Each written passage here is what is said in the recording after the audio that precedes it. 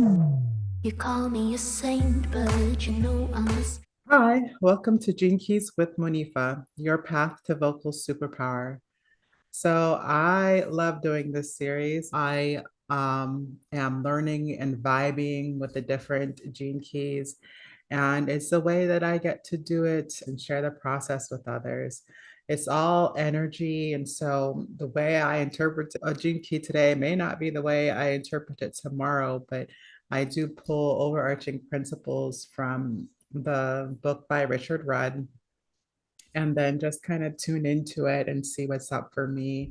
And then I do a little bit of contemplation with my voice. So I do voicing on the key and line, the combined energies at the end. What I love, especially about the Gene Keys, is that it has the low vibrational shadow, it has the high vibrational gift, and it has the city, which is something I interpret as the service to all.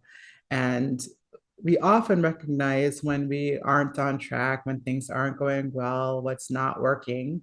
All right. And what's beautiful about that and the gene keys is that we can recognize it as an aspect of shadow, as an aspect of the energetics of a shadow, and then realize, oh, I have a potential for the gift here, right? Because it's not different energy, it's just a different vibe. So I think if it's not a different frequency, it's just a different vibe, right? There's the same energy. So there's nothing wrong with you. There's nothing wrong with the frequency. It's just how we are interacting with it, how we're perceiving it, and how we get to experience it. Do we get to experience it as the shadow self of I'm not getting things right and fear and ego, or are we getting to experience it as the experience of change and joy and creation that we get to choose? We get to choose every day. And when we have something to remind us what the possibilities are, when it's easier to choose. We might still have to take that time and pause and contemplate, which is part of what we're doing, or I'm doing by going through these gene keys with you. So we're starting in the purpose sphere because it is the purpose. It's what grounds us and allows us to feel the potential of what wants to come through us. And so if you would like your purpose key to be next in my series, do fill out the form so that I can let know that you're interested and that I can do your key next. The real way that you get to know yourself, not by how somebody tells you about yourself, but how you recognize yourself in others' stories. So think of the way that I'm speaking and the words that I'm choosing to bring here from Richard Rudd, that it's just a way of noticing more of yourself. And the more you get to do that, the more you get to see that potential within you and trust that it's available for you. And it's really about that, taking the time to sit, contemplate, and realize and recognize and step into our higher vibrational selves. So what I love to do with the Gene Keys myself is to tap into my signature vibration. It's something that I teach as well in vocal alchemy, and we get started in vocal creatrix if you just want a peek at it. But it's really about recognizing the stories, remembering, recalling that feeling of vibration and anchoring it through vocal work. And I call it sounding. So it's not about singing, but it's just about using our voices in a way that's vibrational, that can be felt and resonate our frequencies. And so the more that we get that resonance and that frequency, that vibration really gives us a sense of liveliness. It gives us more energy. It gives us more passion. It gives us more ability to voice who we are or self-express in the world. And that's my whole goal, is that we are living into actualized versions of our energetics. Today, we're talking about Gene Key 41, line 2. This is the shadow of fantasy, the gift of anticipation, and the city of emanation. So, the shadow of fantasy is really about our desires and living in our dreams of those desires. So we create whole fantasies in our head, and anytime that we want to step out and start creating that dream, there's a fear that that shadow that keeps us from stepping out and moving forward. A quote from the book is, "It's like holding the key to your dreams in your hand, but never turning the lock." And that is something that we do all the time because we create these palaces in the sky in our heads, and the small steps seem so far away from that palace, right? When you get the first pebble picked out for the gravel for the sidewalk, right? There you still have a whole house to build, right?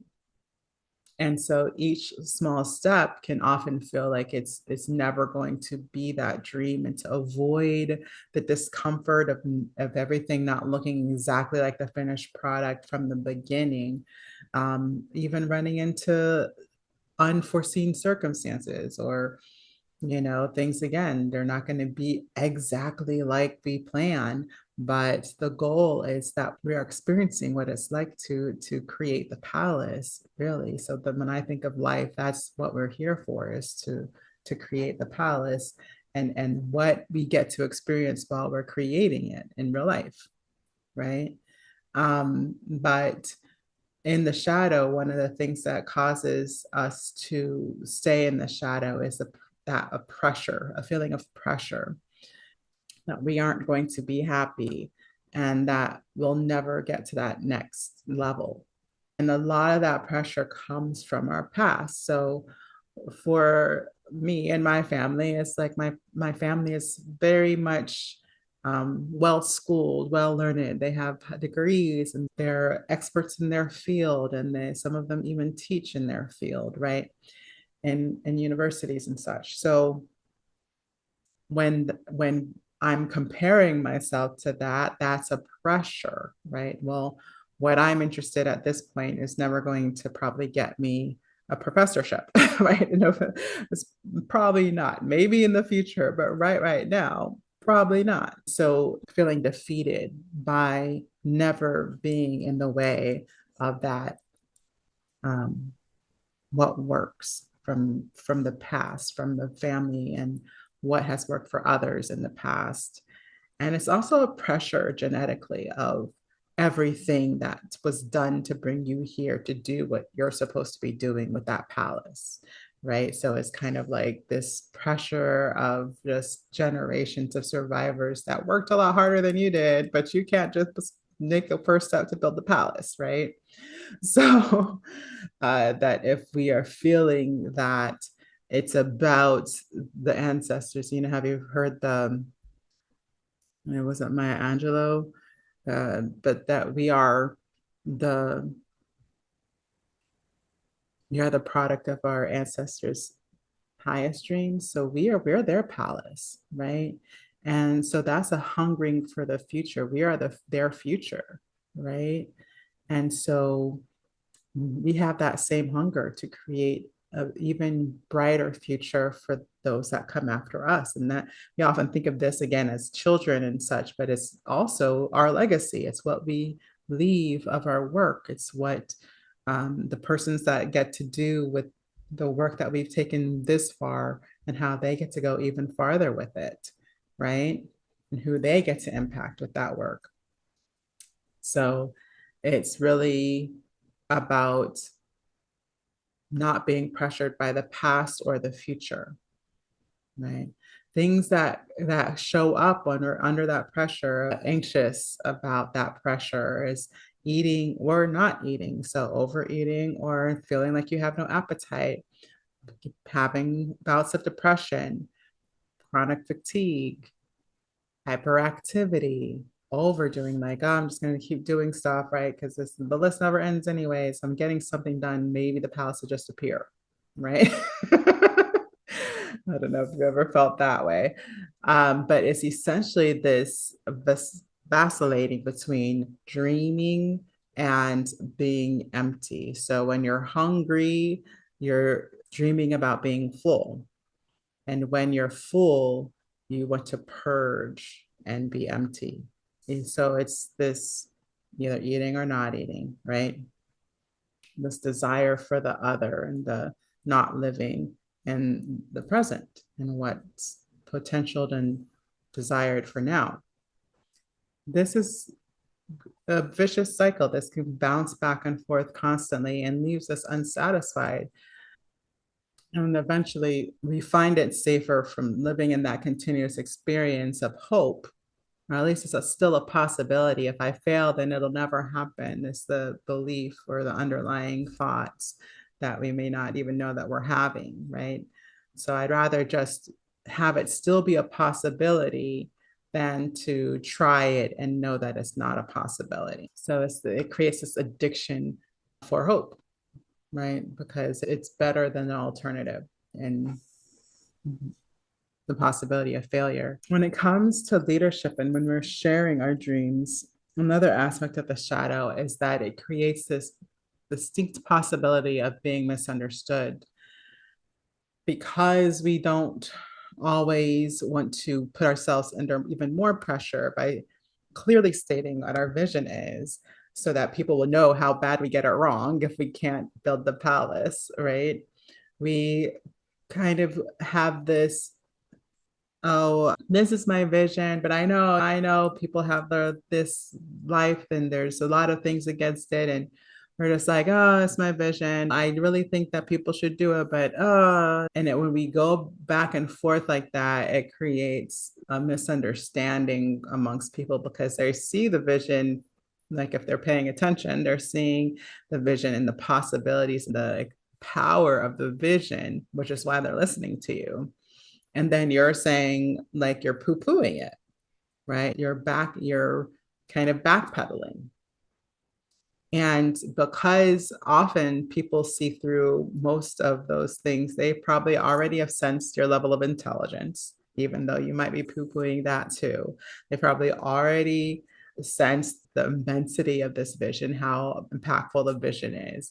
And so they're wondering if this is false humility, which reads as arrogance, right? Because they're like, wait a minute, like are they just performing humility here? Because obviously they're smart and obviously this is brilliant. And of course they're obviously capable. This vision is totally possible. And so in our efforts to protect ourselves from our fears, we are miscommunicating the vision and people are either seeing us as arrogant or they'll take your word for it. There's nothing that special. There's nothing to look at. There's nothing to see here, right? So it's important that when we are talking, walking, sharing, gathering, supporting people in our vision, that we do it unapologetically, right? This is our vision. You don't have to believe that this is a possibility, but this is my vision, right? And this is the way I'm going. You don't have to go with me, but if you want to go, this is where I'm going, right? And so people will follow because you're not having these ideas for no reason. You're having those ideas, and you have that big vision of that palace for the people that get to enjoy it with you, the people that get hired to take care of the palace, the people that get to go to parties at the palace and tell their friends they went to parties at the palace, the people that will be able to shelter there as they pass through into the paths they're walking on, right? So it's always worth it. But we just have to recognize that when we're in this shadow, that this isn't the last stop. On the repressive side, the energy becomes dreamy. So avoiding living in the real world, not really taking steps to fulfill the dream, but seeing and hearing everything that we experience through that lens. Well, I'll just pretend like the dream's already here. And so whatever's happening is like, I don't know what you're looking at, but I'm looking at my dream. So it all creates false perceptions when you're talking to people. And then people looking at you think you're just in this dream world, right? And it keeps there from being, again, the authenticity when in communication as well. So you can't have a full or authentic relationship if you're living through that lens and nobody can really see um, something that you're not fully speaking to, right? And then that can cause the disconnection between yourself, your dream, and others. It causes like a lethargy. It can cause breakdown of the vascular and digestive system. And it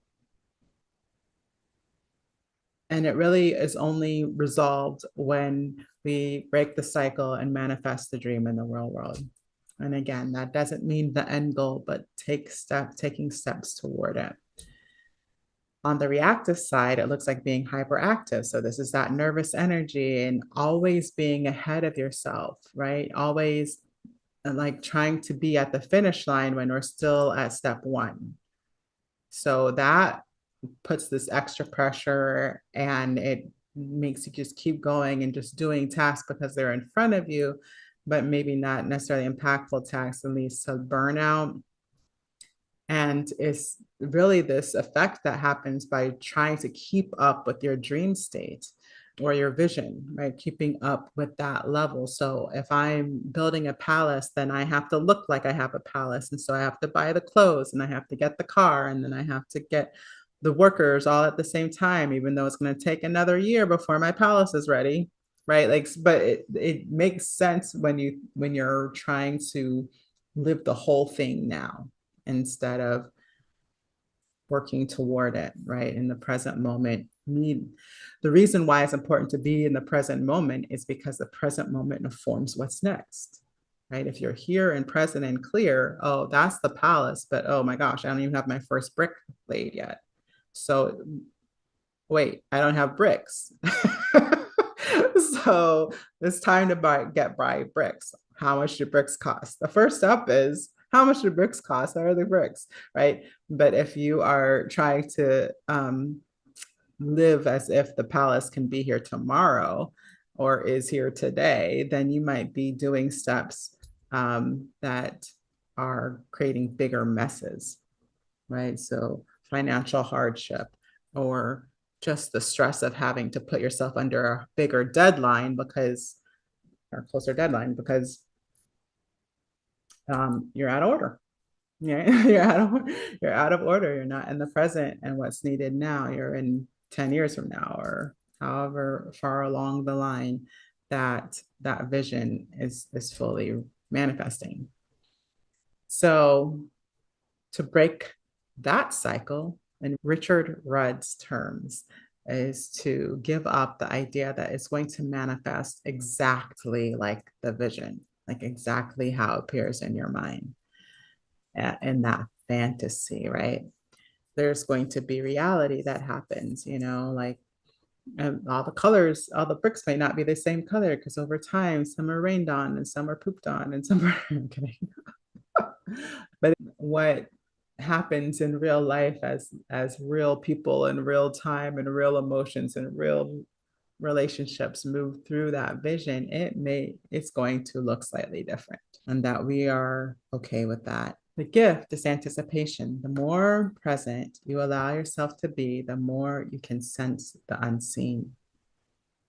So it's amazing to me, this shift from fantasy. And again, we like to think of shadow as just the bad version, but it's not. It's the same frequency.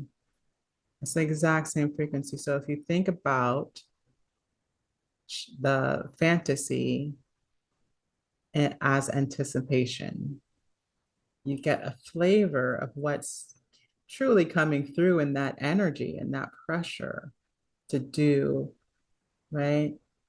And that is the anticipation that you're actually are seeing the final vision. And when you get tuned into the energy of the final vision, you're actually communicating into that possibility. It's what everybody talks about as manifestation, but you're actually living in that manifestation, which is why it's so hard to see it, the vision not quite realized yet, right? So again, that's the shadow part, is the fantasy of like not wanting to live in that discomfort of the fantasy not being realized yet. And it's just a human reaction to that. It's a fear reaction, it's an ego reaction to that. And that's totally natural. But this is the potential. So when you move into anticipation, you recognize that that vision is a possibility, and everything you do is in anticipation of that prediction of the fantasy. It's not prediction of the vision. And then you get information to make it happen. That information that is magnetized to you is the information that's needed to create that vision or that palace.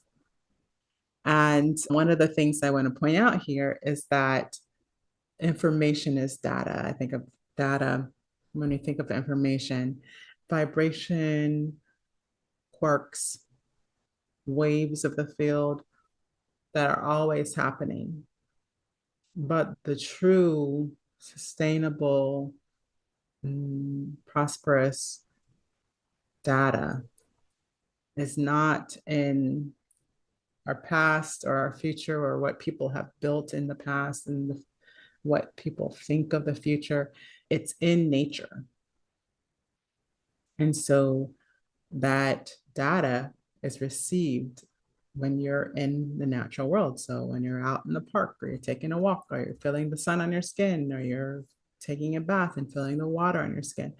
So now nature informs us through vibration. And nature also directly connects us to what is.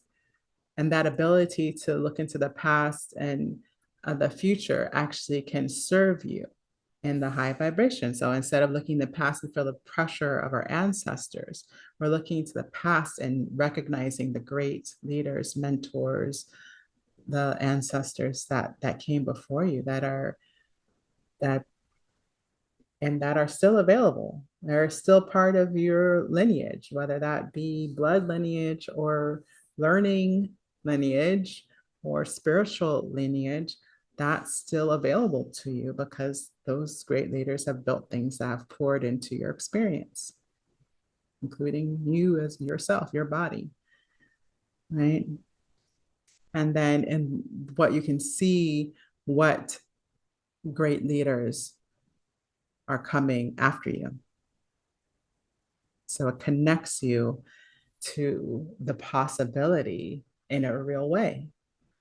It's like, well, that palace, I might build the palace, but maybe it's my daughter that ends up putting the guild on. Maybe it's my son that creates the festivals that we have in the courtyard and the gardens every day, right? Or maybe it's my student, or maybe it's the person that you pass the mantle to. So it's not just you that has to build the whole palace. And it can just take that pressure off. And that's that high vibrational part. So, that it actually connects you to everything. So, remembering that this is the place where you can talk about this is how you speak about it. It's like, well, if it's not, if we don't get to have that party, wow, my students are going to be living it up. So, talk about that vision as you want it, and people will be drawn to carry on and carry forward. And we don't have to be gone for that to happen. We get to do that together the more that we speak about the vision as it is. One of the quotes from the book is genius manifests whilst non-genius dreams. So the genius is the gift, right? So the gift, the higher vibration. So the gift of anticipation is making it happen, while the non-genius is dreaming, is in the dream world, and it's in fantasy. Once you recognize that fantasy is a true possibility, you will live in anticipation and you'll be able to download all the things that you need to make it happen from the field. So the field being nature and the energy that's available to you in nature. And the city is emanation, which the cities are often fantastical. Sometimes that feels like they're not possible, but that they are bigger than we can dream. And then again, we might not experience it. Maybe our students or our children will experience it, right? But it's a sense of an infinite mirrors, that mirror of seeing past and future. Um, the relating concepts that Richard Rudd brings up are the Kabbalah Sephira, the Kemetic heaven, earth. Well, that was my add-in. As above, so below, that concept. Uh, it is the initial samsara. So the cities are samsaras of the archetypes of the energetic field. Okay. So SIDDHI, city. Cities are the samsaras of the archetypes energetic frequency. This is the initial samsara. So it really is where all the other ones come from. And it's really out of this idea that the beginning is the end and that everything is mirroring each other. So mm, there's no point in efforting, right? What is will be is here, is will be, right? And so again, these are higher concepts, but that's the goal. Is the emanation is that the burgeoning and the initiation, the beginning of the heaven on earth and or city of these fields is already. So how are we anticipating that highest possibility in the world? For the line two is posture. It's about fluids. It's about movement and flow going through the body and the bones. How you live that flow is it bears upon our posture, right? So in an open, aligned, resonant posture, the energy or flow can spring forth. It can come out, right? It radiates in fluidity and it emanates from our purpose. And so, in this purpose key, line two is about flow. It's about being naturally in flow, naturally following one step, next step. You don't even think about them as steps because it's just this one, and then this one, and then this one, and this one. And it's not about it being perfect as much as it's about this is what's next, and this is what's naturally next, right? So on the repressive side, the line two buries its head in the sand and it just doesn't want to see out of fear, right? Out of fear, it wants to hide from the truth. And so burying the head in the sand means that you won't be able to see the truth. And the reactive side is responding with angry outbursts, just like blowing up, right? Because you're frustrated by the lack of continuity or the feeling that continuity or fluidity isn't available. So the main block is that you're unaware of your effect on others. It's that feeling of, again, not quite perceiving what's really happening, what's really taking place within the relationship in the present moment, and then not noticing how your reactions is causing disruption throughout the field and for other people as well. So it's about really allowing the spine to inform the possibility of fluidity. It's about breathing into the spine and really recognizing where our purpose emanates from the root of the body. And in the natural, so in the gift side of the high vibration, the natural responds to life spontaneously. So they notice what's happening in real time and spontaneously responds again without thinking, oh, this is what I have to do. It's just the natural reaction of feeling or flowing into what's next. Outer strength is being at peace with others. You're fine with what everybody else is doing because you just use it as a buoy or a bounce point or a shift in the possibility of the potential that what's next. And the highest potential is that your easygoing nature allows everyone to relax because they realize if it can be that easy, that maybe I can take it easy as well. Right. So that's the line two. And then when you put those together, it becomes this thing. Are we allowing our shadow, our low vibrational side to dictate to us what we can and cannot do? And then are we saying that nothing that we do is a movement toward that ultimate vision, right? Are we keeping our head in the sand and just dreaming the day away? Or are we reacting in anger and just angry outbursts and, well, fine, I'll just do this, and fine, I'll just do this, and this is in the way of what I want, and I'll just do it, and then everything feels disjointed.